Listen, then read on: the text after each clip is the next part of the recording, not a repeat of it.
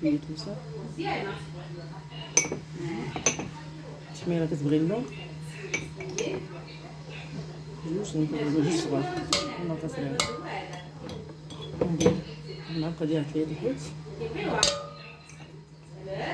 ندير شويه ديال الخرقوم بنتي ما خاطريش ندير مع شويه الزيت ندير لان غادي ندير شويه الزبده مع هذا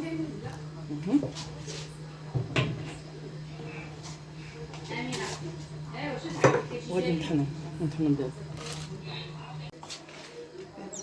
ها هو الحامض عندنا، الحامض معسل شوف تبارك الله كي داير منقد غير بالملحه بوحدها، غير الملحه وشويه العصير ديال الحامض. كيبقى عندنا حتى عامين 3 سنين. بعد كنت ليه واحد القرعه خديت منها شويه وخديت حامضه واحده اخرى من هنايا. هانتوما شي كثير معسل تبارك الله السامي. هذه راه قديمه، هذه عندنا شي عامين عندنا، هذه ديال العام اللي فات ومنقد الطريقه المغربيه اصيله. هذا تبارك الله كيليق سيغسو الناس المراكشيين كيديروه بزاف هذا في الطنجيه.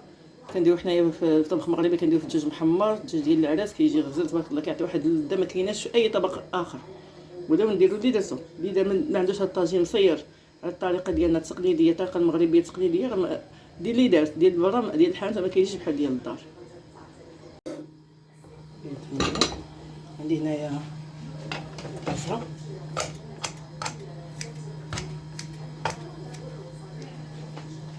نزيد شويه ديال الزعتر.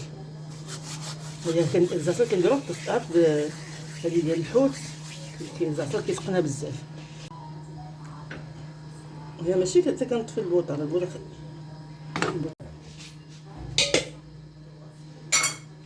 هي ديال الحوت. ندير شويه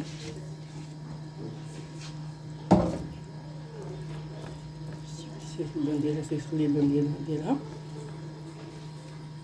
نديرو معاها الحامض المصير اللي قطعنا،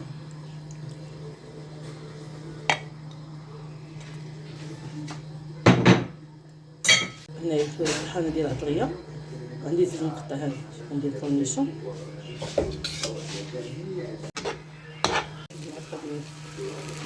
هذه حاره محمضه. ندير معاها حتى 2 معالق ديال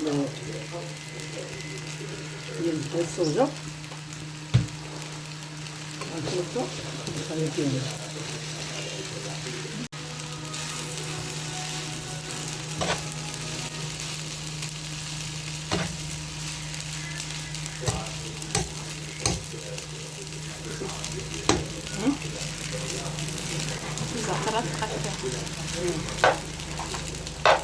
باقي نخليوه غسيل الموت، ما غاديش نبغي نعمرو هذا كيبغي غسيل الموت. لا حدو كيبقى وكيطلق نص زاده في هاد الوصفه هادي كنت نسميها.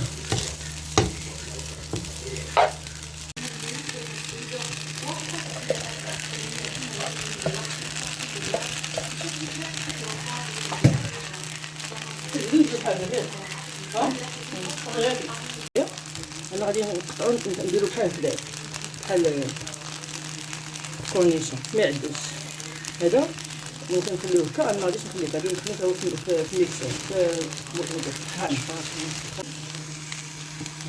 هانتو زيد حتى الليمه يعني درتو هنايا يمكن نقشر تبقى هكا مزيان بالموس، ولا اللي عنده شويه يدير لها شويه. ماشي الملح ما باش الملح بديك كثيره في الاول على حساب الحامض اللي كتذوقيه، كتبقاي تخلطي كلشي وكتذوقي كتبقاي. انا الا خاصها الملح زيدي الملح.